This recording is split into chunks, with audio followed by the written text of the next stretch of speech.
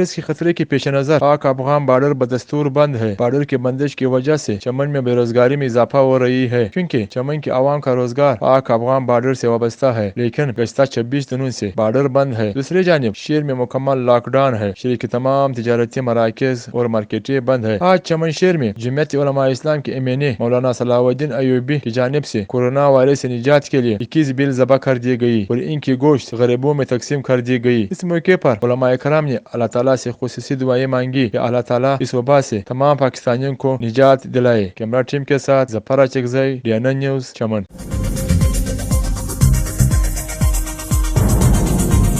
News سے اپ date رہنے کے لیے ہمارے چینل کو سبسکرائب کریں اور بیل آئیکن پر کلک کریں۔